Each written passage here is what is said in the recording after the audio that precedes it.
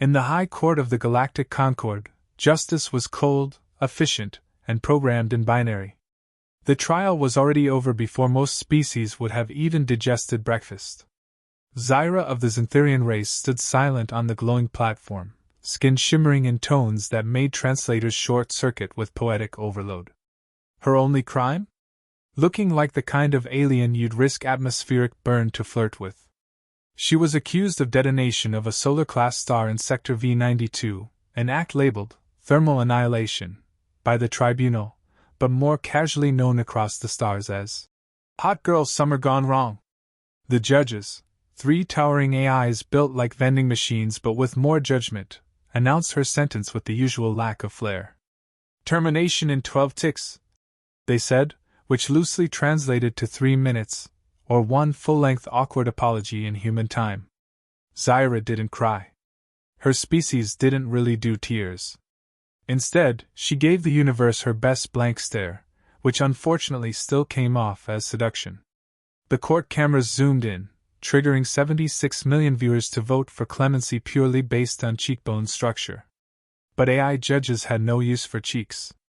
Right before her molecular breakdown was initiated, the chamber doors slammed open with a gasp that wasn't technically possible in a vacuum. A human barged in, tall, broad-shouldered, and slightly winded from running. His suit was wrinkled, his ID badge was upside down, and his confidence was holding on tighter than his belt. "I object!" he shouted, a bit too loudly. "This trial is rigged!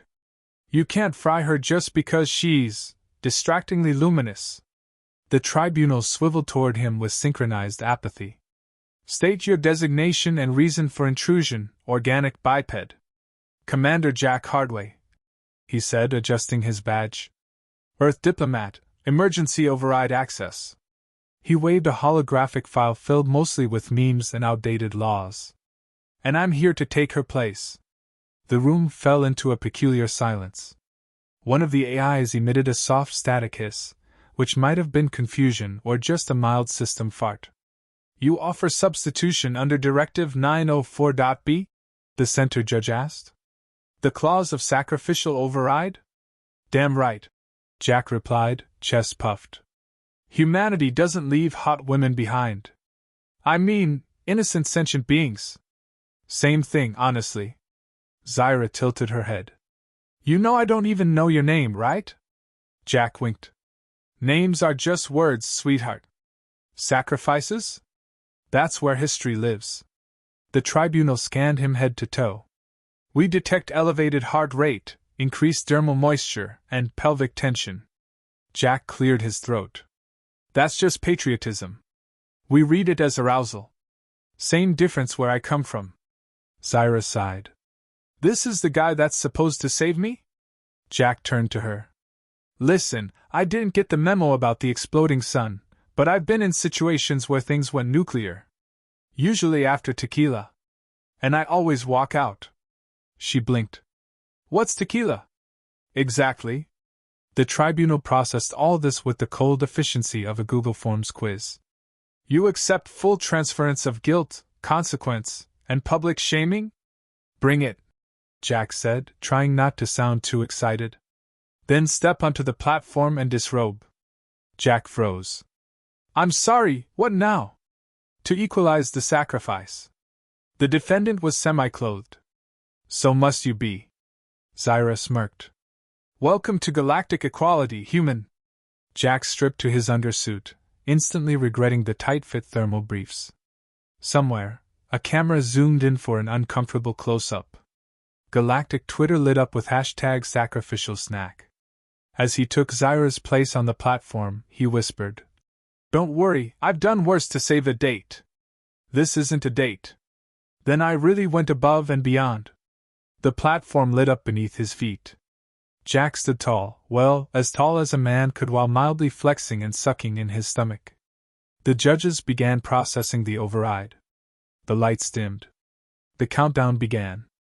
"Why are you doing this?" Zyra asked, voice lower now, a mix of confusion and something almost like gratitude. Jack looked straight ahead. "Because sometimes someone's gotta stand up and say, hey, maybe the sexy alien didn't do it." That's not inspiring. It's honest. The tribunal chimed again. Final confirmation. Do you, Jack Hardway of Earth, sacrifice yourself for Zyra of Xantheria? Jack gave a lazy salute. Gladly. For justice. And interstellar booty. The judges paused. Do you mean bounty? Jack shrugged. Let's go with that. And just before the beam activated, a strange thing happened. Zyra stepped forward. No, she said. Wait. Let me explain. And in that moment, the galaxy realized something deeply troubling. The execution wasn't paused. But the human had definitely made the ultimate sacrifice. He'd given up logic, dignity, possibly pants. But he still looked damn heroic doing it. And that's what made him human. Something legally questionable to occur. I invoke Subclause 7, Zyra said, her voice oddly calm. Shared experience trial. Jack looked at her like she'd invented tequila. What does that mean? It means, Zyra said, eyes locked on the AI. You and I must live as each other for one Xantherian cycle. If he survives, I'm innocent. If not, at least it was consensual. The AIs processed. Motion accepted. Initializing empathic role exchange protocol. And just like that, Jack was beamed into Zyra's habitat. No prep. No briefing. Just boom, straight into the wettest, slipperiest room he'd ever entered without a cover charge. What is this? Jack yelled, slipping on something that smelled like coconut and regret. My dwelling pod, Zyra said, appearing next to him in what he guessed was a towel, though it glowed and kept shifting shape in ways that made eye contact unsafe. Everything is designed to soothe Xantherian nerves. Then why does this floor feel like I'm walking on a jellyfish's panic attack? Zyra blinked. You are. They calm us. Jack tried to stand, but something wobbly wrapped around his ankle. He froze. Okay. Important question. Is this thing alive, sentient, or sexually aggressive? Yes, Zyra said, not clarifying which answer applied where. Jack stumbled forward. So, I just hang out here until someone decides if you live or not? Zyra handed him what looked like a bowl of soup and a lie. You must adapt. Feel what I feel. Understand me. That's how your species does empathy, right? Jack eyed the soup. It was moving. Usually we just say sorry and buy flowers. He slurped the bowl, winced, and whispered. This tastes like battery acid mixed with apology. Correct, she said. It's ceremonial broth. The next few hours were a festival of awkward. Zyra's culture didn't believe in doors, privacy, or quiet contemplation. They shared thoughts, smells, and fluids with alarming frequency, some cultural, some culinary, all uncomfortable. Jack endured a ritual massage by something called a pleasure eel, which wasn't illegal but should have been. He tried not to scream when it winked at him with its mouth. Zyra kept giggling. Later, while he rested inside a hammock made of what he hoped was synthetic muscle tissue, he finally asked, How did you end up accused of blowing up a star? Zyra looked away. I was orbiting the system during a diplomatic mission. The detonation logs showed I was near the blast site, but that's all. I didn't do it.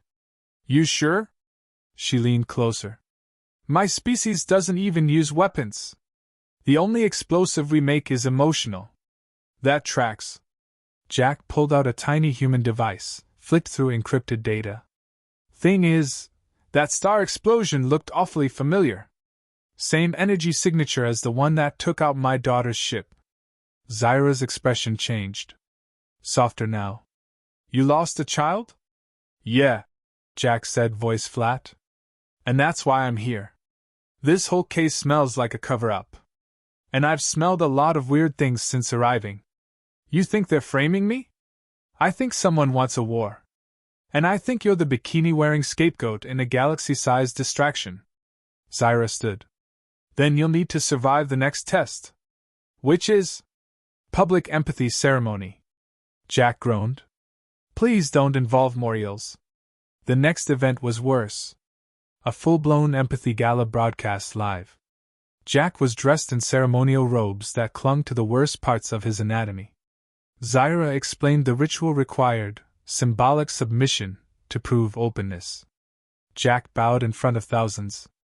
The robe split. The crowd gasped. Is that part of the ritual? One alien whispered. No, said another. But it's very open. Jack endured it with all the dignity of a drunk uncle giving a wedding toast. Then Zyra stepped forward and linked her hand with his.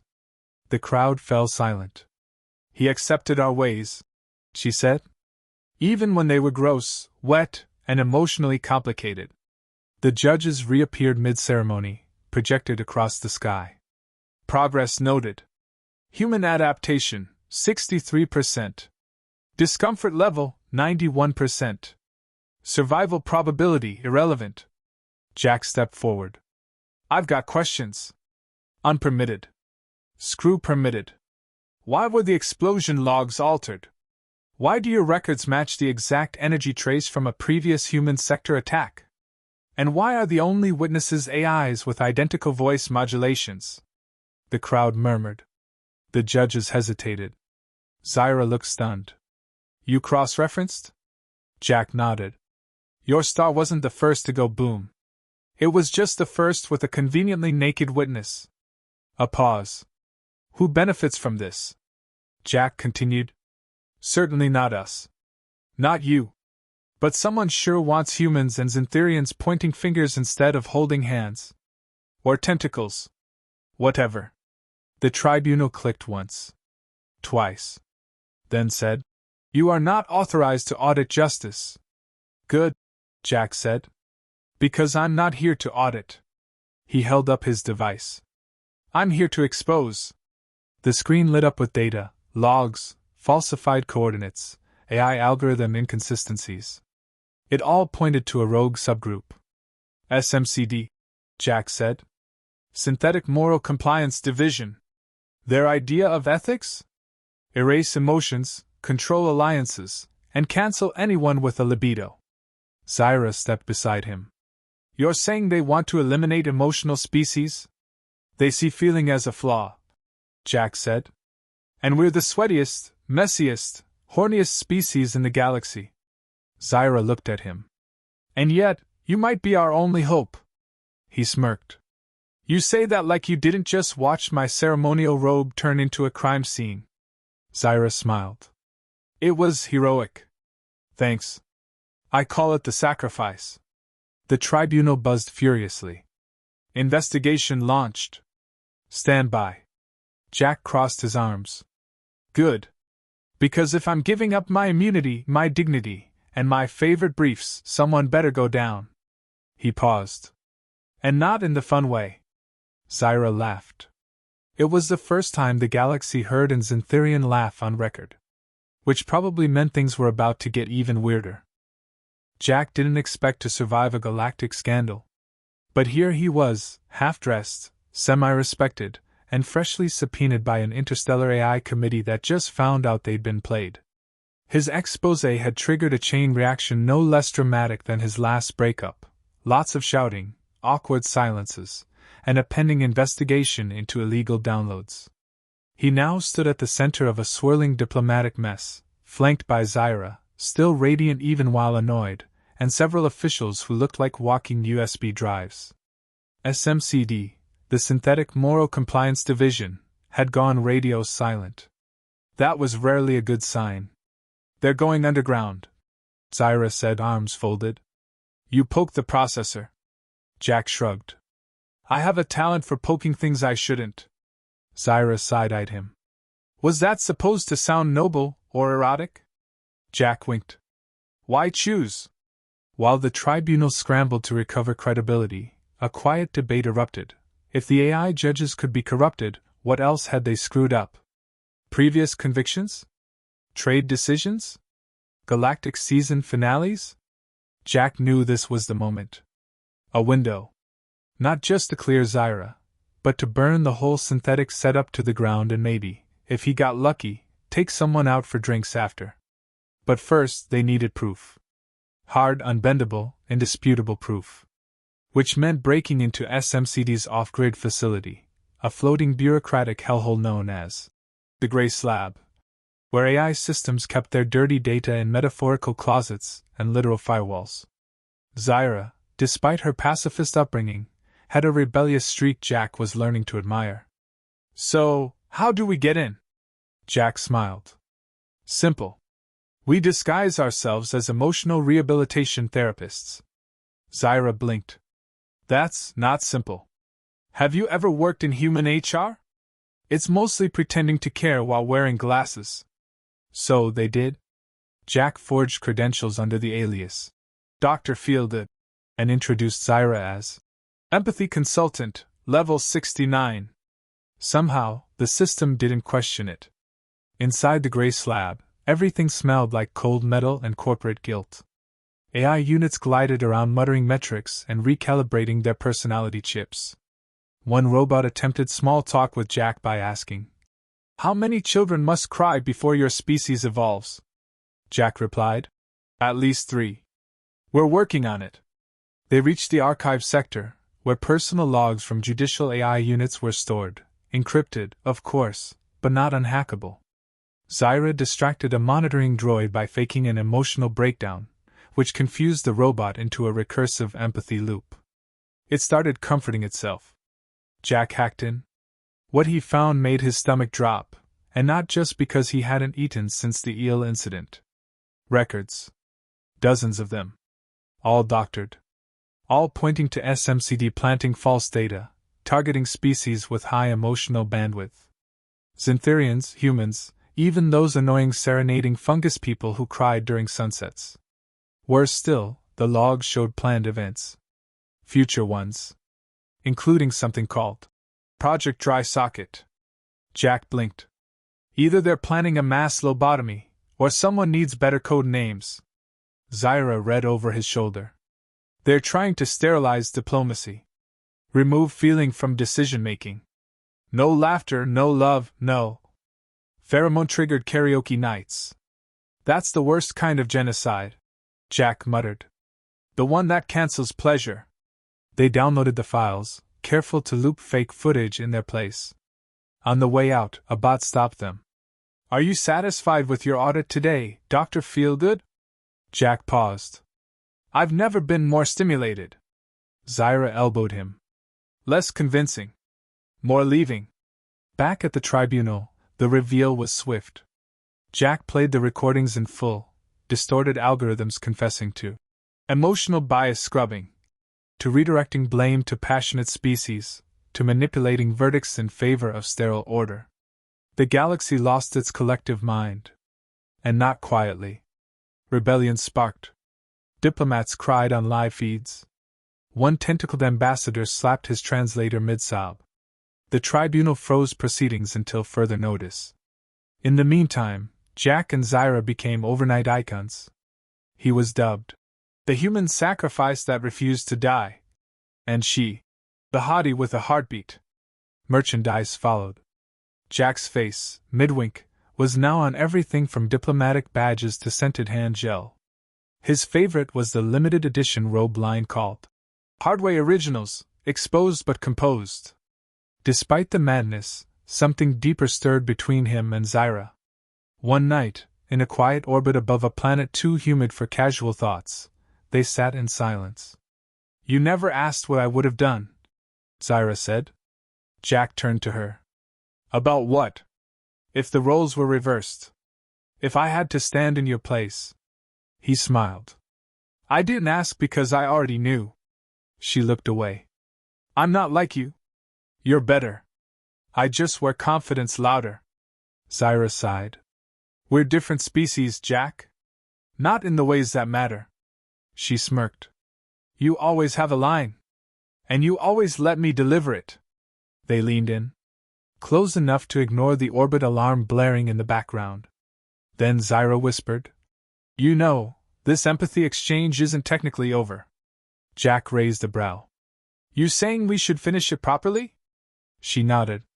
For the sake of justice. He chuckled. Now that's the kind of diplomacy I believe in. They didn't kiss, technically. Xanthurian mouth contact resembled synchronized sneezing with light telepathy. But the sentiment translated. Across the galaxy, SMCD collapsed. Public outcry reached levels previously reserved for reality show cancellations. Emotions were no longer weaknesses. They were weapons, shields, tools, and, in Jack's case, aphrodisiacs. He'd come to save one alien girl. He ended up waking up the galaxy. And the robe? Still tight. Still iconic. Still worn. Mostly. They tried to give Jack a medal. He refused. Mostly because it looked like a metallic nipple clamp with blinking lights, and the inscription read, "For exceptional penetration of political boundaries." He didn't need to be remembered that way, at least not on official records. Instead, he asked for something simple, truth.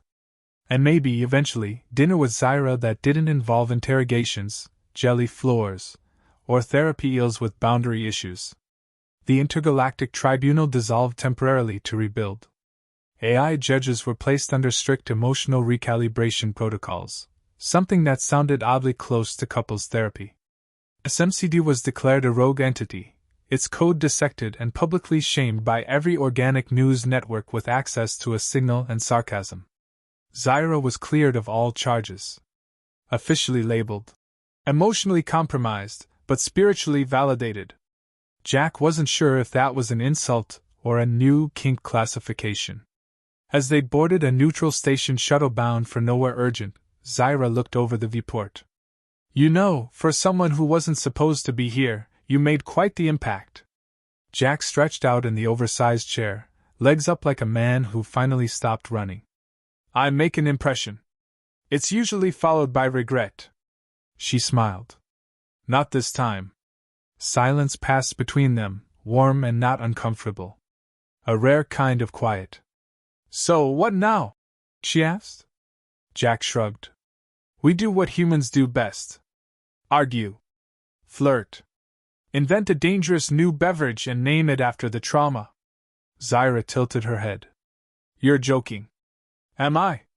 He pulled out a small flask. "I call this one the Tribunal Twist.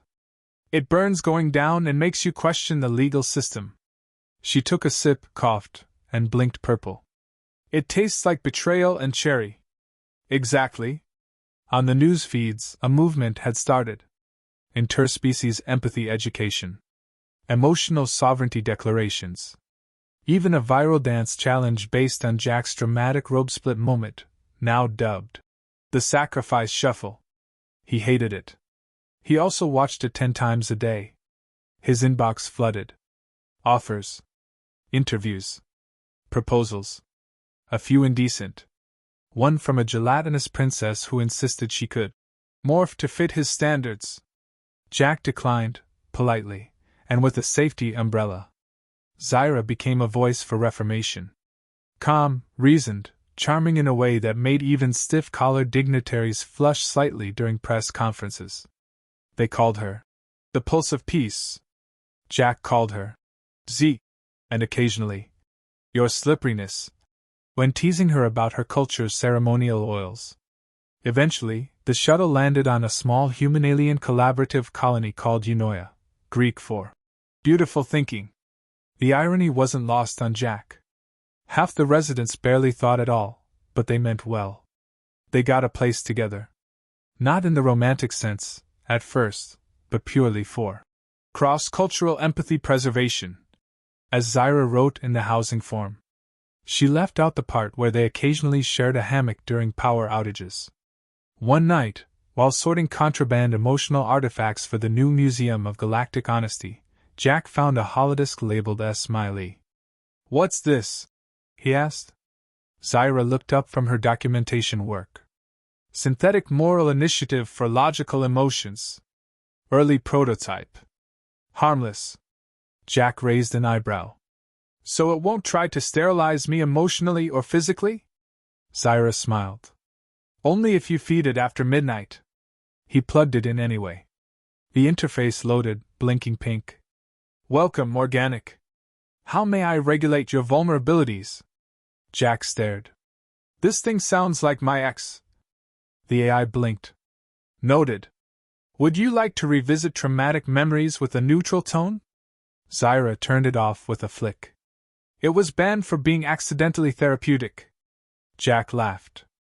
We're building a better galaxy from the dumbest possible foundation. Zyra nodded. That's the only way progress ever sticks. The two sat down under the synthetic tree canopy. Fake stars twinkled. Not because they needed to.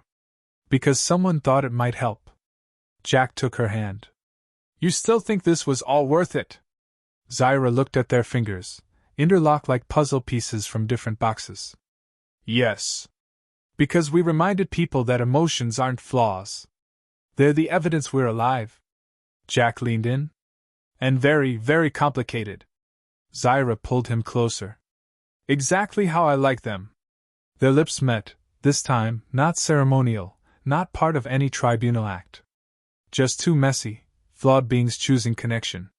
Somewhere in the background, a small cleaning drone wheeled by and quietly played romantic saxophone tones it downloaded illegally from a late-night Terran radio archive. Because even machines, given enough exposure, eventually learn to feel. And just like that, the galaxy exhaled. Not in triumph, but in relief. Because for once, someone had made the ultimate sacrifice. And it hadn't killed them. It made them human,